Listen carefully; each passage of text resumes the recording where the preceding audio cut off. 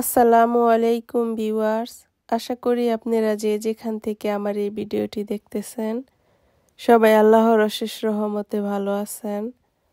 আমি আপনাদের মাঝে চলে আসলাম প্রতিদিনের মতো আরও একটি নতুন ভিডিও নিয়ে। আজকের ভিডিওটি সকালে 1 কাপ চা দিয়ে শুরু করলাম। 1 কাপ না, একটা গ্লাস। তো 1 গ্লাস চা দিয়েই সকালটা শুরু করলাম আর আপনাদের সাথে শেয়ার করলাম। আজকে হচ্ছে আমি একটা রং চা বানিয়ে নিচ্ছি। শীতের দিন রং চা হোক বা দুধ চা হোক, দুধ চাটা আমার পছন্দ, কিন্তু রং চাটাই খেতে আর কি ভালো লাগে।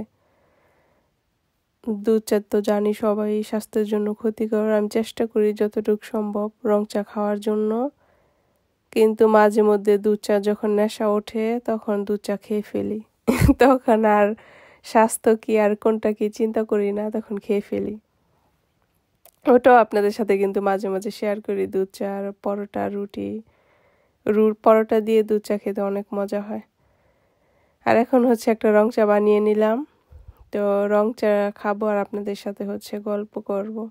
আর খাওয়ার শেষে যেহেতু বয়সটা আমি দিচ্ছি রাত্রে, আর এটা তো দিনেই খাওয়া শেষ হয়ে গেছে, তো মনে হচ্ছে যে এখনই আমি খাচ্ছি আর আপনাদের সাথে ভয়েস দিচ্ছি।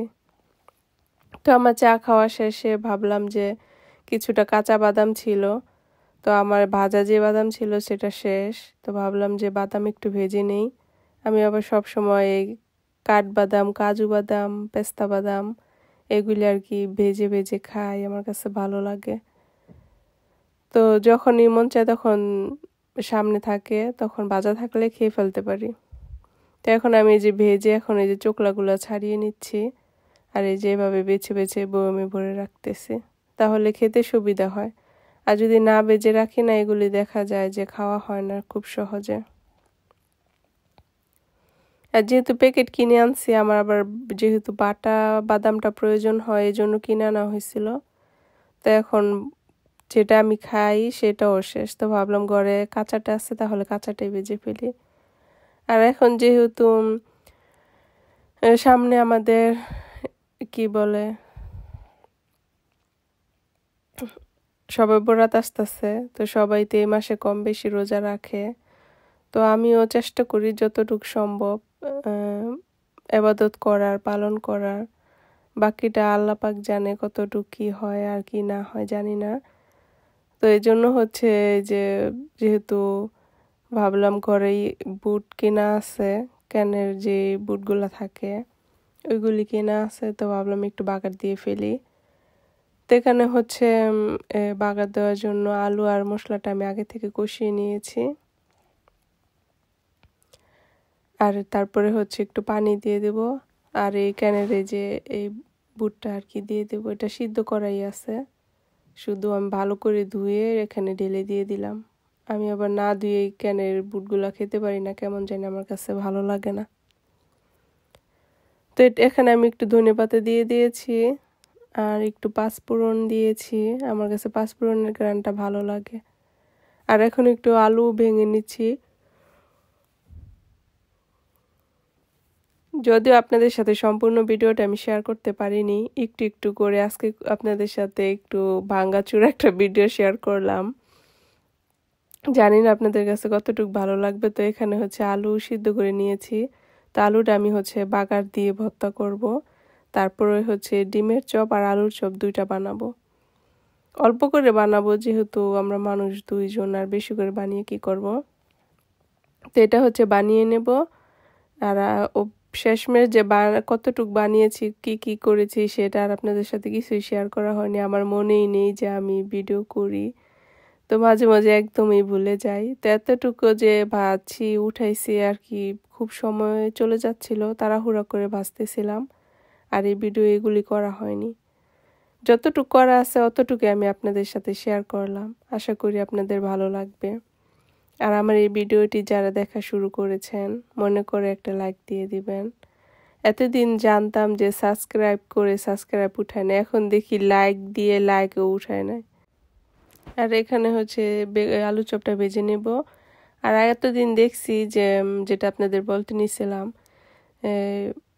সাবস্ক্রাইব করে উঠায় নেয়, সেটা বুঝলাম যে ইউটিউব করে, নতুবা যা করে সেই করে বুঝলাম। এখন দেখি লাইক করে, লাইকও পরে দেখি চলে যায়। তো এটা আবার কিভাবে চলে যায় সেটা আমি বুঝলাম না। হিংসা কত প্রকার আর কি কি হতে পারে ইউটিউবে না আসলে মনে হয় জীবনে কোনোদিন বুঝতে পারতাম না। তো অনেক কিছু শিখতে পারছি ইউটিউবে আইসা, আর কিছু শিখতে পারছি আর না পারছি মানুষের হিংসা এগুলি আর কি বুঝতে পারছি।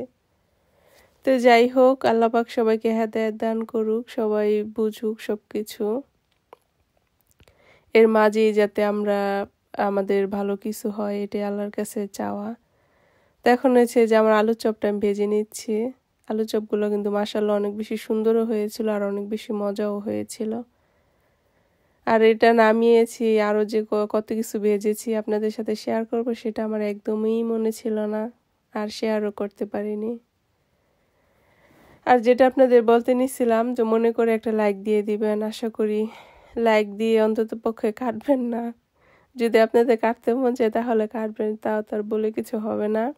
তো এখানে দেখেন সারাদিনে কাজকর্ম শেষ করে দেখেন কি পরিমাণে হাঁড়ি পাতিল জমছে। তো এখন আপনাদের সাথে শেয়ার করলাম যে দেখেন এই অবস্থা আমার পাকের ঘরের। এখন এক এক করে সব থালাবাটি সব ধোবো। আমরা মানুষ হচ্ছি 2 জন, আমাদের প্লেট নষ্ট হয়েছে 6টা, আর বাটি চামচ আছেই। তো তো এই জন্য আপনাদের সাথে একটু শেয়ার করে দিলাম যে দেখেন মানুষ 2 জন হই আর 1 জন হই, আধোয়া কিন্তু অনেক বেশি হয়। কারণ দেখা যায় ওই যে একটু একটু ওটা সেটা খাই, একটা করে প্লেট নেই, একটা করে বাটি নেই, এটাই জমে থাকে। আবার আরেকটা খাই, আরেকটা নেই, এরকম করেই জমে থাকে। তো এখন আমি হচ্ছে এক এক করে সব মেজে ধুয়ে নেব আর আপনাদের সাথে একটু গল্প করবো এই আর কি। গল্পটা যে কি করবো আমি নিজেও জানি না, তারপর আর কি শুরু করলাম। কোন পর্যন্ত যেতে পারবো সেটাও বুঝতে পারতেছি না। আর সবাই মনে করে যে একা মানুষে তো ওরকম থাকে না, থালাবাটি থাকে না বা কাজকর্ম থাকে না, থাকে অনেক কাজকর্ম থাকে। সেটা আর কি বলবো আপনাদেরকে। এই যে দেখেন এতটুকু প্লেট আর থালাবাটি দিয়ে আপনাদের দেখালাম যে কি পরিমাণে যে থালা বাসন জমছে। আবার পাতিলও আছে, তো টেবিলেও আছে। তো সব তো আর একসাথে ধোয়া সম্ভব না। তো যতটুকু সামনে আছে অতটুকু আগে ধুয়ে নিলাম, আর পাতিলগুলি হচ্ছে পরে ধুবো। আর এখন যদি বেসিনটা একটু ভালো করে পরিষ্কার করে না নিই তাহলে তো থালাবাটি ধুলে আবার নিচে থেকে ময়লা লেগে যাবে। এজন্য আমি ভালো করে হচ্ছে ধুয়ে পরিষ্কার করে নিলাম। আর আমার এই ভিডিওটা যারা প্রতিদিন আমাকে সম্পূর্ণ ভিডিওটা দেখে কন্টিনিউ করেন, আমি জানি আমার কোন কোন আপুরা আমার সম্পূর্ণ ভিডিও দেখে, কারণ সেটা তো দেখা যায়। তো আমরা সবাই জানি কে কতটুক দেখে আর না দেখে, আমি জানি। তো এখন কোন আপুর কথাই বলবো না, কারণ যদি কখনো ইউটিউবে সাকসেস হতে পারি তাহলে ইনশাল্লাহ যারা আমার ভিডিও শুরু থেকে শেষ পর্যন্ত থাকে তাদের কথা আমি বলবো। আর এখন বলে কি হবে জানি না, এটা কোন পর্যন্ত আছি কোন পর্যন্ত নাই, এজন্য আর কি বলি না। তো যারা আমার ভিডিওটা শেষ পর্যন্ত কন্টিনিউ করেন, আপনাদের সবার প্রতি অনেক দোয়া আর ভালোবাসা রইল। আপনারাও আমাদের জন্য দোয়া করবেন যাতে সব সময় এমন করে আমরা একজন আরেকজনের পাশে থাকতে পারি আর সাপোর্ট করতে পারি। আমি আপনাদের সবার জন্য অনেক বেশি দোয়া করি যাতে সবাই সবসময় সুস্থভাবে থাকতে পারে। তো আজকের ভিডিওটি আর বড় করব না, এই পর্যন্তই। আল্লাহ হাফেজ।